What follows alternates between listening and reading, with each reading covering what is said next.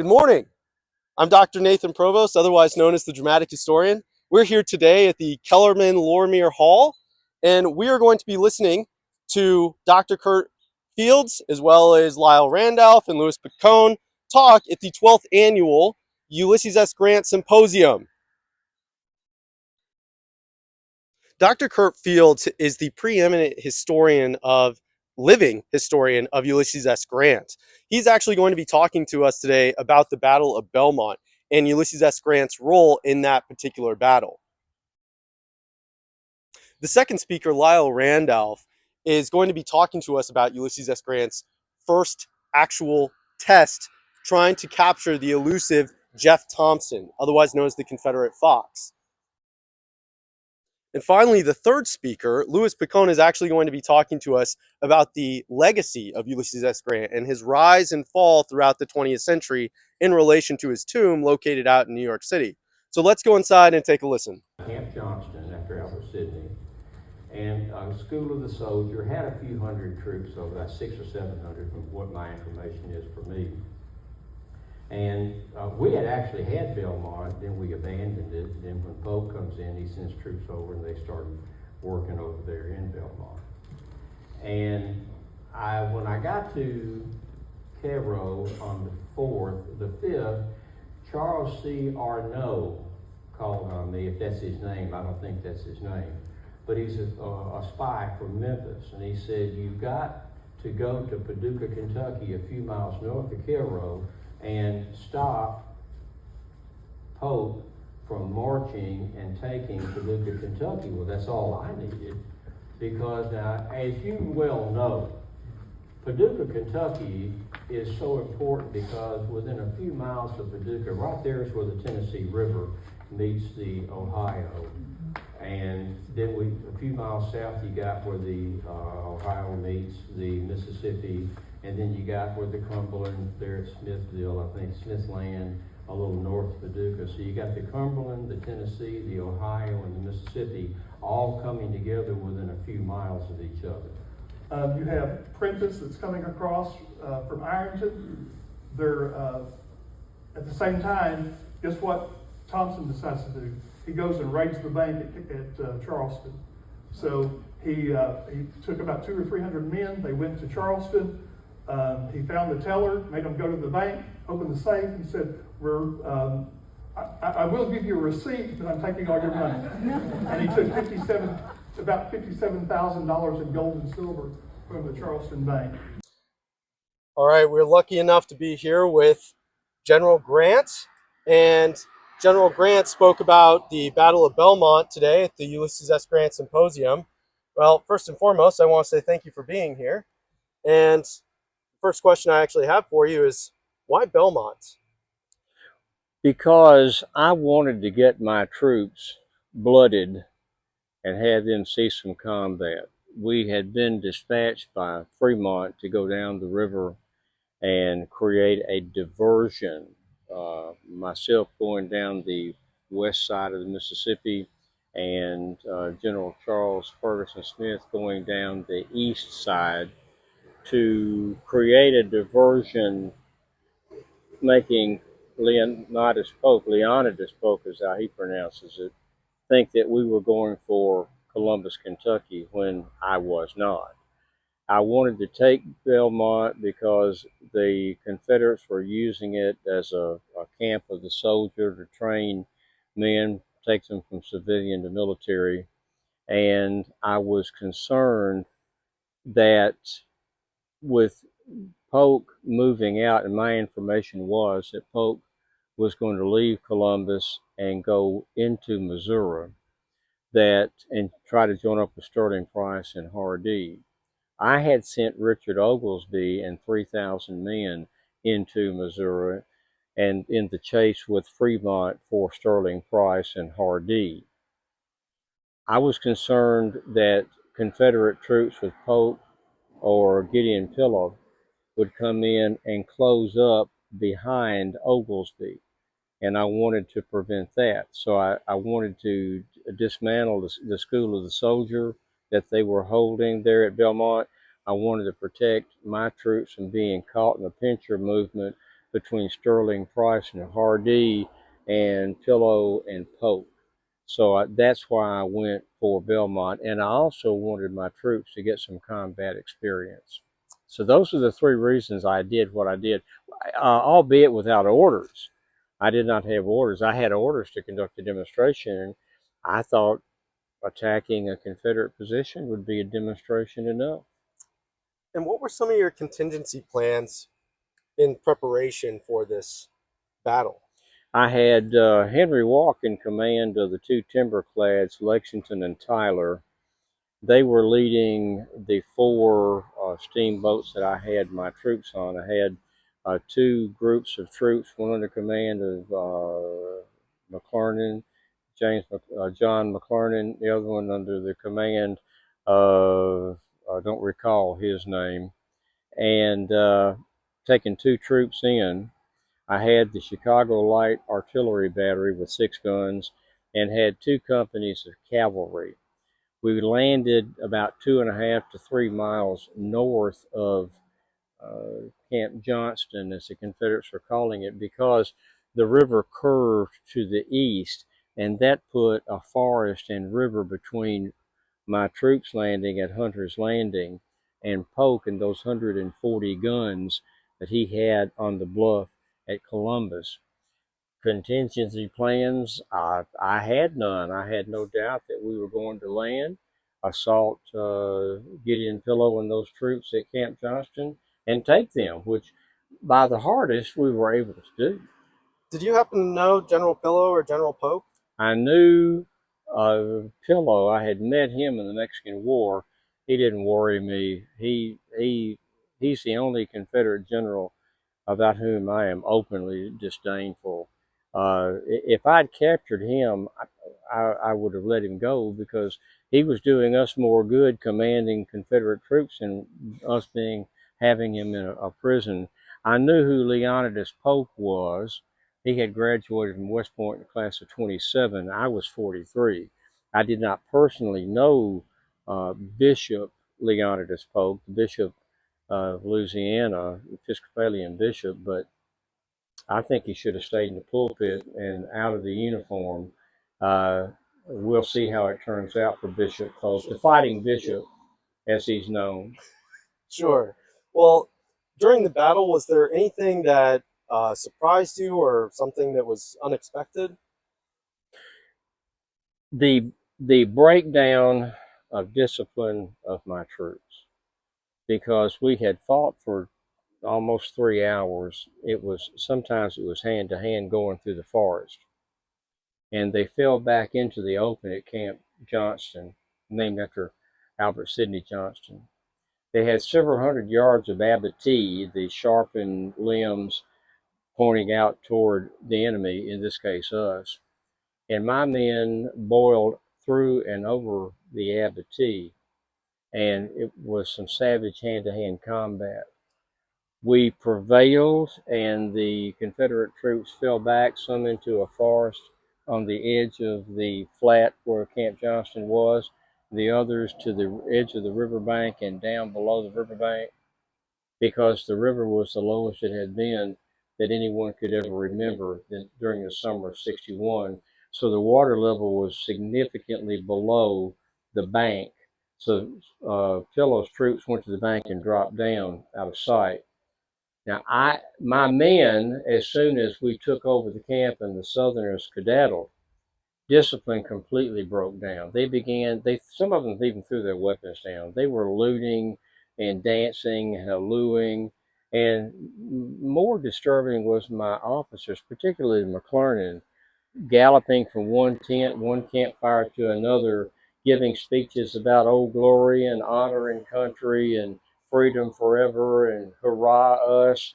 And I was sitting my horse there, not my second horse.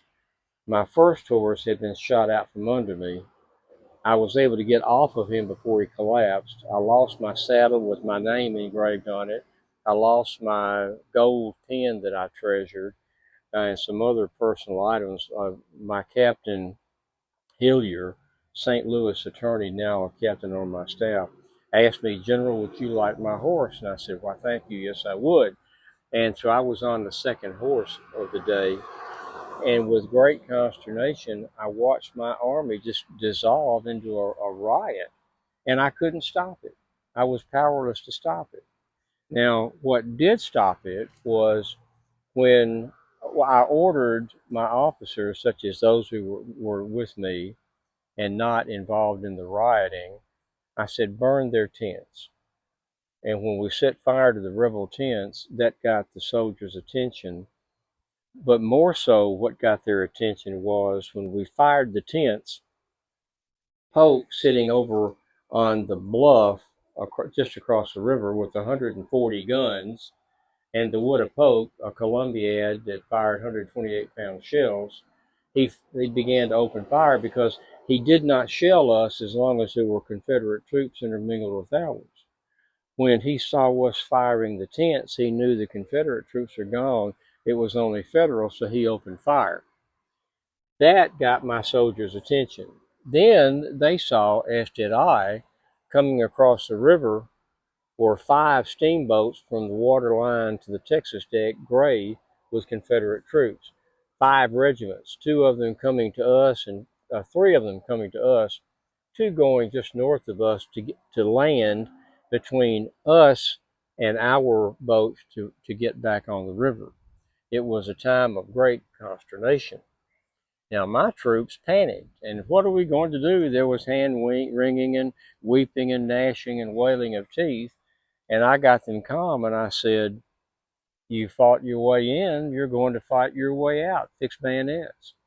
And that idea appeared to be a novelty to them that they had not thought about. So I formed them up in a long line at the double quick march, and Black Jack Logan, Colonel John A. Logan from Southern Illinois, rode over, got in, and he had performed admirably. He said, follow me and go as I go. And they fell in line behind him. They charged the Confederate troops, and they, I dare say, panicked because they couldn't believe, as strong as they were, that these Federal troops were running at them. So they broke, line gave way, and my men were able to go through with some severe fighting. We were able to break through them and get back on the boats. Now, how are you able to get back to the boat? Because it seems like the horse you took from Hillier possibly saved your life. Yes, because when we got our troops back to the boat, we had carried as many of the dead and wounded as we could. I was wanting to leave anybody on the field, but because we did the most difficult military maneuver there is to do, we fought a retreat as we were moving. So we got to the boats, and I remembered some 300 men that I had stationed along the riverbank. Remember, I had said it was low, and I stationed them as a reserve force so we'd have some buffer between us and Confederate troops. I realized those men were still on the river, and my boats were pulling away. I put the spurs to my horse, rode down to get those men, and they were gone. Their commanding officer, when he saw the other troops get on the boats, even though he'd been ordered to stay here till you're relieved, he'd skedaddled back to the boats. So there I am with Confederate troops between me and my boats. So I had on a light blue infantry greatcoat, and I pulled my hat down and tried to just walk. And there was a cornfield not far from me, and I thought if I can just get in the cornfield, then I'll be able to get back to my boats. But one of the officers, I later found out it was Polk himself, said, yonder, boys, there's a Yankee. Practice your marks and ship on him. And I knew that my ruse had failed, and I put the spurs to the horse, and the horse galloped. We got back to the boats. The boats, as I said, were all pulling back, except my boat, the Belle Memphis. Now, it had pulled back, but the captain, I think Captain Scott, I believe was his name, he stopped the engines. He didn't come back for me, but he stopped the engines. And he ran a gangplank out 12 or 15 feet. I did not stop to measure how long it was. But my horse we were at the edge of the embankment that dropped down, I guess, 20 feet. That's a 2-story height. But my horse seemed to understand the urgency of the moment. So over the front with these hooves, front hooves, his back hooves and his haunches were right back at the back of my head, and we slid down that embankment. He went over to the water's edge. They'd run the gangplank out, and as difficult as it is to think of a horse walking over a board that's giving way as he's on it, over open water, he did it. He once again seemed to understand the urgency of the moment. Got on the boat. So I had a horse shot out from under me. I got caught between the rebels and my boats. They were between me, so I could have been shot.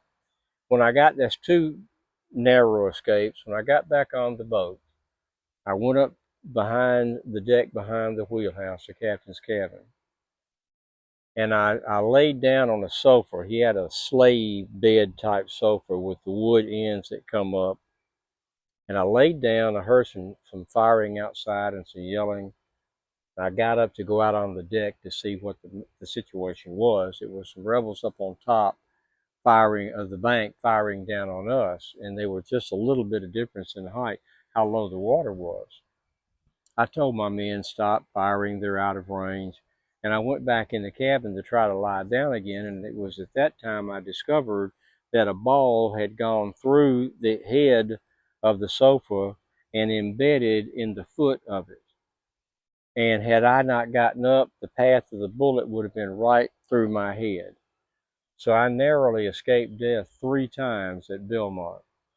Wow. Needless to say, I was glad to be on my way back to Cairo. But we were victorious. Now, there are those who will tell you that I lost that battle. I will tell you that I did not. I had 3 purposes. The first, I wanted to be certain that troops did not get in from Columbus, Kentucky, across the river, in behind Richard Oglesby, Colonel Oglesby, and the 3,000 troops that I had sent into the interior in the hunt for Sterling Price and Hardee, William J. Hardee. And that did not happen. As a result of the Battle of Belmont, that pursuit did not materialize.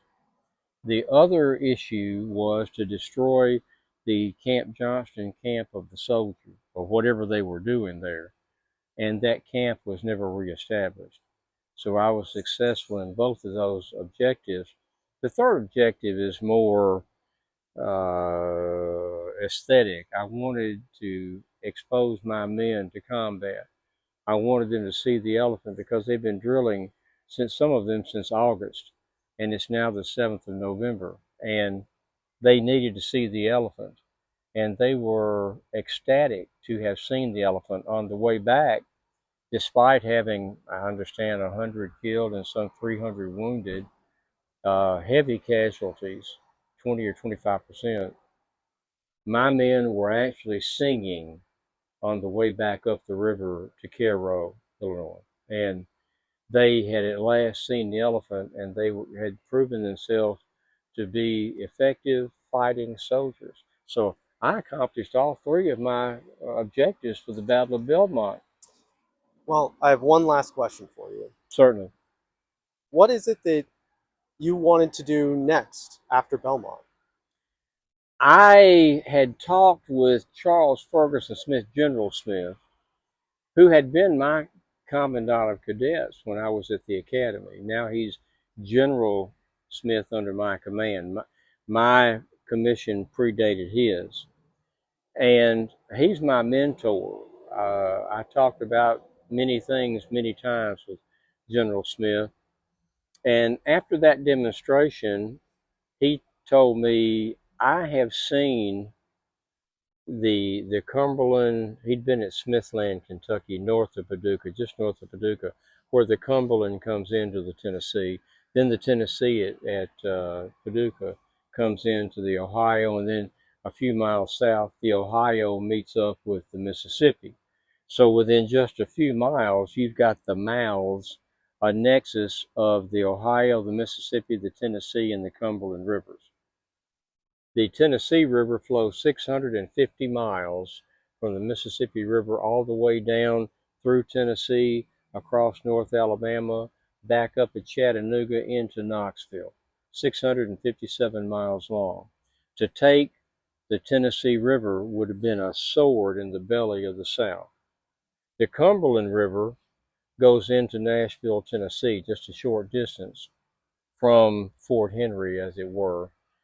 To take Fort Henry and Fort Donelson on the Cumberland River would be a dagger in the heart of the Confederacy, because then the Nashville, Tennessee, capital of the state of Tennessee, the last state to leave the Union to join the Confederacy, Nashville would fall.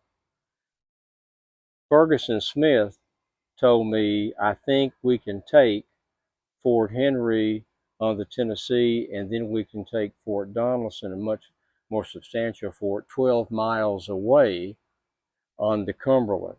And I think I know a way that we can do it. I listened to his counsel and decided my next move is going to be to move on Forts Henry and Donelson on the Tennessee and the Cumberland River. We'll see how that works out. Well, General, thank you so much. I appreciate your time. Well, Dr. Provost, it's been a pleasure. Of course. Well, thanks so much. We'll see you next time.